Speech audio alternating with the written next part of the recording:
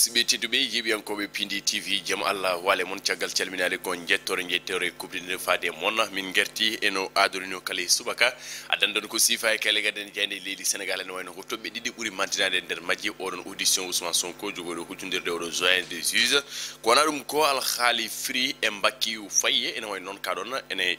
arti e nder jayde ɗino kuɓal ɗum woni tobbe didi ɓurde mantinade oɗo subaka allah kamisa mo gonda tigi jayni en ko leydi sénégal pini hen mbari kupti dindi ya joni ñum pen e nder majji kanji ɗi ɗon jayneji non tigi enquête koye makka fini ɓe ciifi e gardidi bindel le pays retient son souffle ene wayno noon motte pofali walla bel leydi sénégal kala motti pofali on audition Ousmane Sonko jogoɗo huccudirde oɗon doyen des juges jayni enkoɓe enquête garti ene mbadi kupti dindi Ousmane Sonko ɗi ɗon kongi ɗi werli hanki o wi ko sohlani hay goto ɗoftamo kanko mo yato to tribunal hay goto to dusmo ɗum de ko anje fitine e ko way non woni sababu horejo Pastef o waggini ɗiɗon kongi faade tigi ngoɗon rendo sénégal kono kay ɓeɗon na jaggan ɓemo ɗiɗon kongi woni ɗi wukkiti e onon déclaration mo woni hanki kanko on horejo Pastef Ousmane Sonko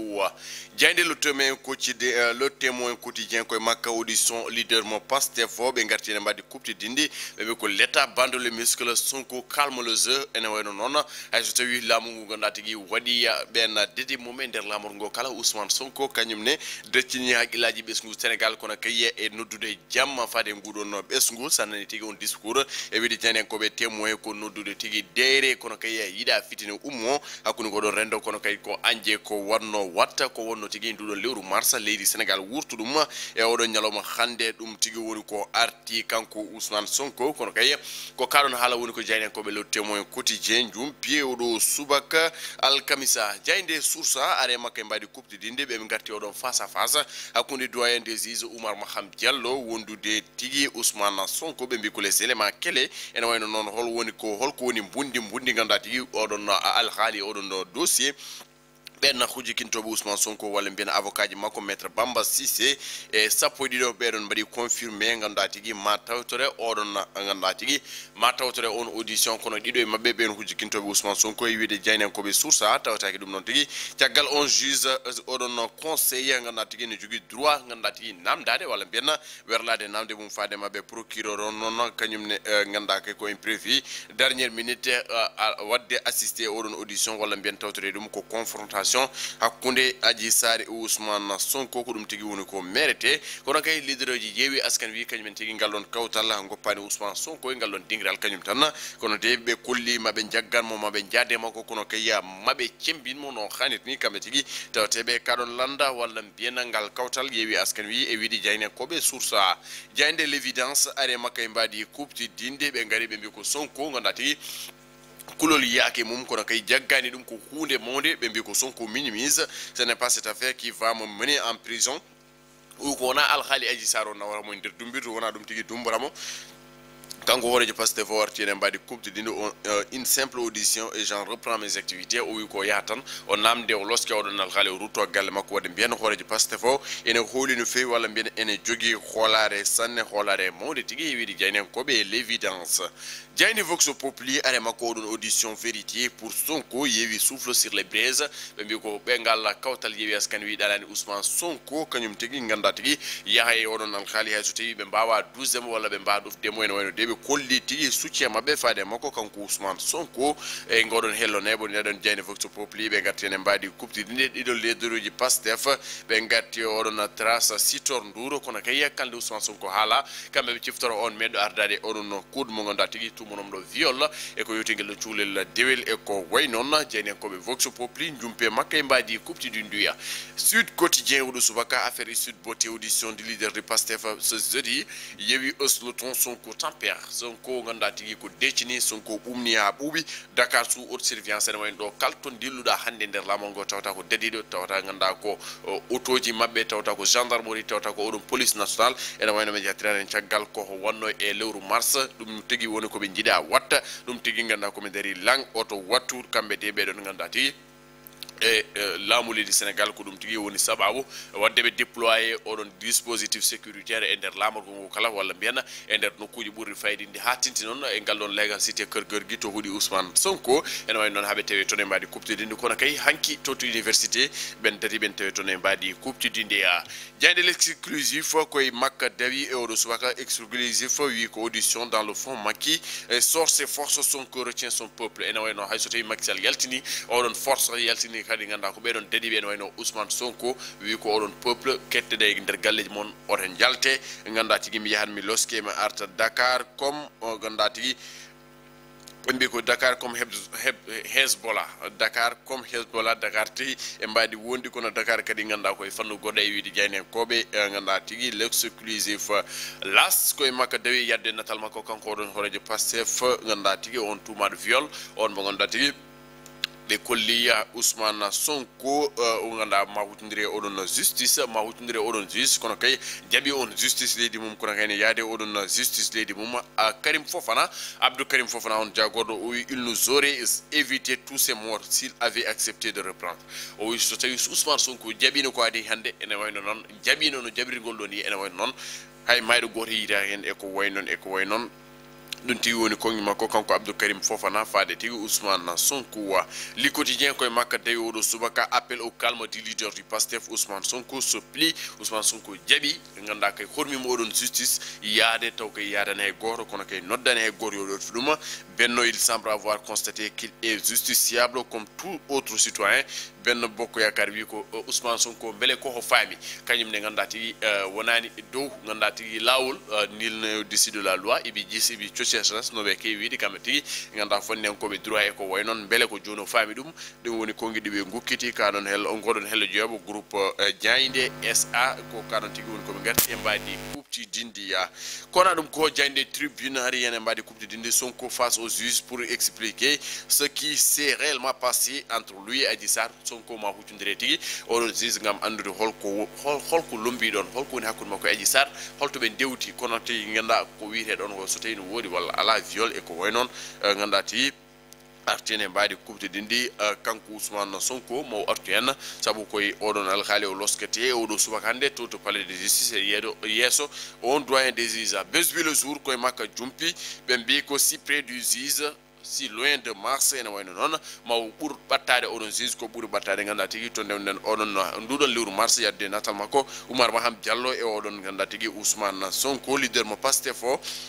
ma huccodire on doyen des juges Oumar Maham Diallo ɗum ko caggal nde Adji Sarr wadda noon nde Khady Ndiaye wadda noon nde caggal ganda tigui ɓeɗon ganda tigui tumunoɓe foof walla mbiyanna ɓe justice rewno foof mbadda noon Benno Bokk Yaakaar ɓe mbi ko Sonko aurait dû avoir cette posture en 2021 Sonko ɗum wawno jogade ngo miijo jogo ngal ɗo jaɓɓal jogonde darde hitade 2021 e mars 2021 Sénégal wasa wuuro ko wurno ko pittalɗi foof mbasa heddade en e weeli Dieynenkoɓe ganda tigui Besbi le jour le soleil national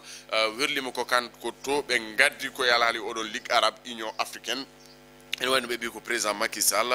ganda tigui ha joni en jokki ɗeɗon pele gam kay jutodiri men ɗeɗon leydi arab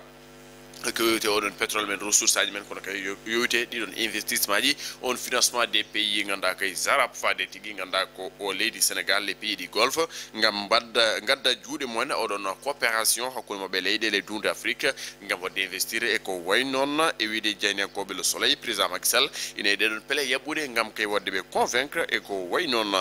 l'observateur de Youssou Madjiguène ari koye gurdam cattuɗam Macky fixe son prix du loyer ene wayno noon ganda tigi le veto des experts immobiliers et la décision souveraine de l'État ɓe gati tigi ɗen kongi cuuta koye nguɗon batu jagorde ngu ñalawma hanki ngo président Macky Sall artene mbaɗi kuɓdinde on loyer mo ganda tigi teskama ene seeɗe nder lamorgo ngo ɗum tigi ɓe jiiɗi memnude leydi walla mbiyen ɗum tigi woni koɓe jiiɗi ustude e ganda tigi ha ɓuuɓa walla mbiyen ha hoyba e ganda tigi e juuɗe ɓesgu Sénégal Diagne le mandat ari koye alhaali affaire promobile e on contrat sagawol den ene wayno noon ganda ko free yamirama yo yob 5 milliards faade Macky Faye ganda tigui on horejo promobile ene wayno noon ko caɗede mawde woni hakkude makko e oɗon free caggal noon hebde mo gonga ɓenen poti hokkude mo milliard uji 5 copreji men CFA libération koye kaɗon jumpi ɓe mbi ko free condamné à payer 5 milliards de francs CFA promobile Saga Africa Holding ene wayno limite ko kañum woni maison mère de Free déclaré civilement responsable du préjudice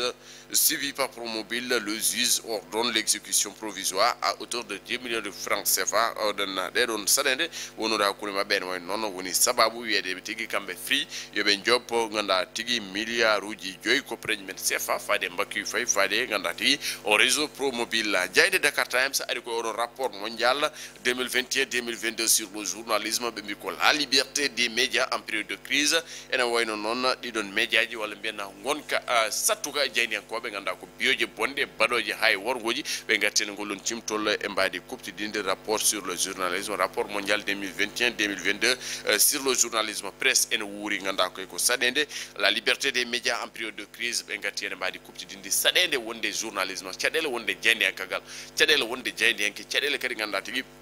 tawrede ngal don tingral jayni ankagal ena wayno ko hunde mettune musde e wiide nganda kay odon rapport ngolon ciptol hakkude 2006 et 2020 kena tolno 1200 ujunere temedi do jayni anke hirsama wardama amde belade intervenir nde dum woni ko be juppi kambe jayni anko be Dakar Times jayndi stade Arena natal mako kanko Erling Haaland kono kay arena natal on équipe nationale du Sénégal fodbe yade to Qatar yabe nganda tigi den le chapantete didi fodbe fodondirde odon coupe du monde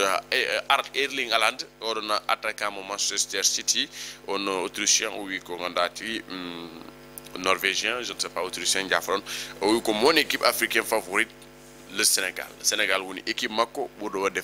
équipe africaine mo buri wade favoriser kanko Erling Haaland o suti ko ngi kewde o équipe nationale du Sénégal dum tigi woni tawte ka hello nganda tigi joyebo nde don jayndi stade be ngati tigi nata mabbe kono kay kebukal on coupe du monde ene wayno besmu Sénégal fala nene habono o don illa Qatar ngam wade supporter les Lions supporter massivement les Lions fatbarakallah man ngertude mbaydi coupe dindi so haaji de jumiraado subhanahu wa ta'ala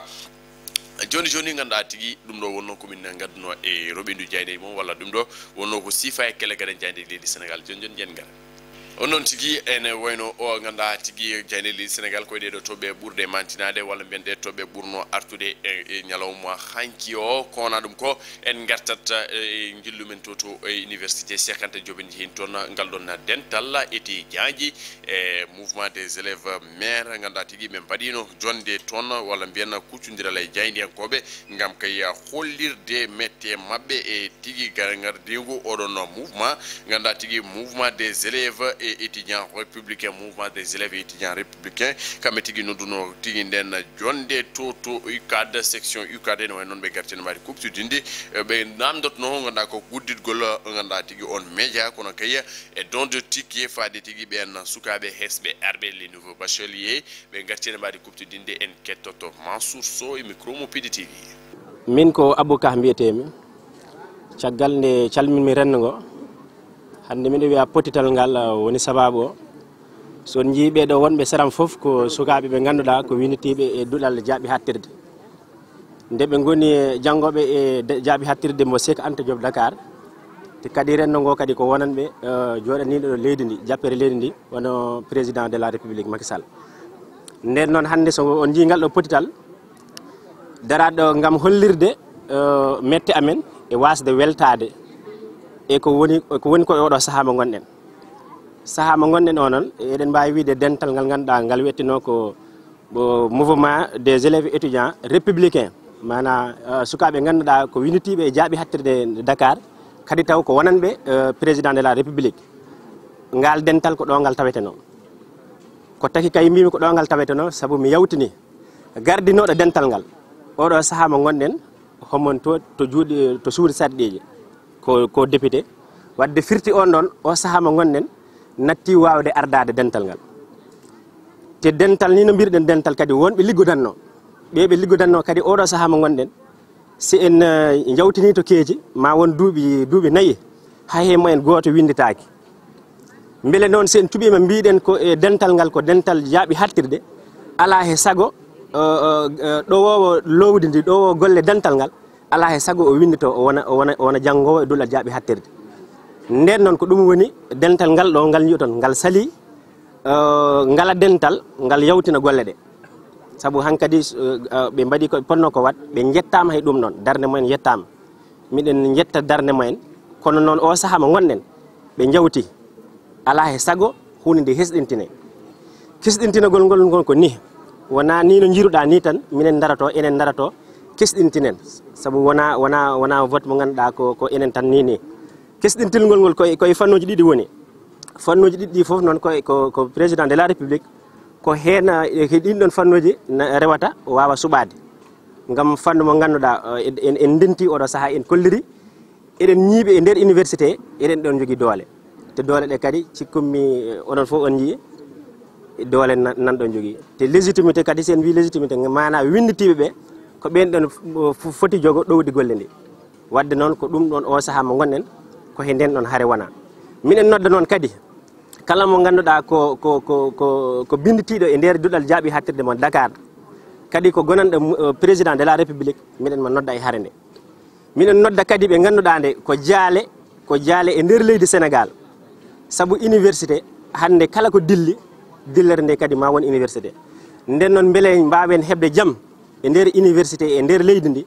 ala he sago ɓen ɗon miɗo ɓe nodda ɗen ɗon jaale ɗe ganduɗa hande koye leydi Sénégal goni yoɓe gaccu haqqil ko waɗete ko gay yoɓe gaccu haqqil ɓe ganduɗa ko goto foof ko foti ko weeɗe ɗum ɗon eyyi ko ɗum ɗon wonno haala ka so ɗum ɗon yawti kadi ma min peccidir ɓe ganduɗa ko kadi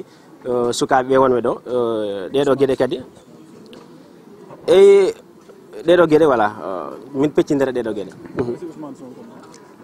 eyyi Ousmane Sonko oɗo haali hen joni to banggue tubankiri min miɗo wawi ko neɗɗo fitina noon min noddanmi nodduɗen enen ko jaam koriɗo wawa fewnu dado tuuba muɗum ha tiiɗa on ɗon kam so eɗen kalda gonga min mi hoolaki ɗum koriɗo wawa mofta tuuba muɗum ha feewa on ɗon mi waɗum resnude leydi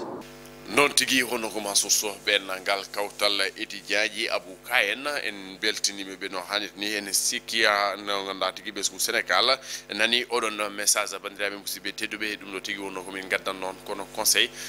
tohoso hande no Aissata Ndiaye heewide gueɗe rendo gartaren koye gonta ka jaydiyankoɓe gueɗe rendo gartaren koye gaɗon gonka sattuko jaydiyankoɓe ne guuri cattuɗam e nder windande ko jaydiyanke noon wawi huccidema haalanma kono jaydiyanke so tawi ma jogoɗe ɗon doole haalandema walla so tawi ma jogo ngal ɗon cuusal haalandema nde won noon andi fof haali fof toñi meccal ngal welani jaydiyankagal welani franchement sa waɗi opté pour métier noon a suuɓima ngal ɗon meccal belamma ka e mettere nde fof heƴanema sa suuɓima métier somo weeli somo metti a yadan hen mi sikku meccal wona wutte mo ɓornoɗa hande noɓe kewi wiide dewgal kañum e meccal fof même chose mais jayniyankoɓe hande ɗa ara surtout e reno men fulɓe par ce que dene so mbaɗama jeygue wotere kala fettanto ko hoore mum caɗele jayniyankoɓe surtout jayniyankoɓe fulɓe mi haalta haala réussir o par ce que min jani jayniyankoɓe pullo mbaɗo réussir minen zone génération min jii ɗum ɗon min gaari min jumpi hen fof noon ko passion ndew noon passion wawi kala ko mbawɗa yiide aduna passion wawi min gaari min jumpi hen goɗon mayo gam humpidde renda men supposons hol jayniyankoɓe leydi Sénégal joguinoɓe opportunité ji wadde servir e téléji goɗɗi e ɗemde goɗɗe kono caali gaari e ngal ɗo ɗemgal pular ɓe garani hen gam dañal saabu hay mogiyankagal sa yerodiri ɗum mogiyankagal pular e mogiyankagal ɗemɗe goɗɗe ɗe ene wayno mogiyankagal ɗemɗe goɗɗe ɓuuri yaade en paami mais jayniyankagal e pular min namda e kalis min namda yomin mbaɗane mais min namdi ko l'accès à l'information aɗa jirlo ha kawra e pullo hanki min mi heeɓi ɗum jirloɗa ha kawra e pullo namdoɗa ɗum e sujet ganduɗa tigi kañum ko citoyen ko ɓinguel leydi ndi namdoɗa ɗum e ganduɗa tigi ko leydi ndi wurata ko kañum walla ko wurata ko wima ala min mi suusa micro on dirait ala konngol e nder leydi he on dirait an ala fodde e nder leydi he a hokkani jaydiyankema expression a hokkani jaydiyankema ganduɗa tigi yo humpit mais siku ɗum manda ko complexe manda ko wasde finande aduna mais ɗum noon ko probléme majeur e nder rendo fulɓe aɓe doga micro aɓe doga caméra aɓe doga haalirde au nom de quoi hande ko cuulel tuksel pottara taw ganda ko hoddiɓe men walla ganda koye ɗemgal gongal posa ɗum question walla namdoɗa ɗum yiyande mum leydi he haala ha andinma an ka andano son kaalara on jaaha e leydi he son kaalara on kollani ganda tigui haqqe mon fodde mon e leydi he il faut que rendo fulɓe ngo wodoto diwi kono wodoto yetti jayniyankoɓe fulɓe tampi ndar sans exception toute la classe sans exception koma jayniyanke pullo ora Allah wat ma yalta adun tan haala mun haale walla waɗe notifié walla waɗne ket walla ko ma ñewanden wanne ket fulɓe yonti pinen yonti wodoto giwɗen wodoto jidden yonti wodoto kemnuɗen koye men de grâce sabu jayniyankagal pular so tawi ko ni wonɓe ɓe ganduɗa ko tuusara arde janggo gam humpide ngoɗo rendo te rendo jogui ɗum ko ɓen tato rendo jogui ɗum ko jayniyanke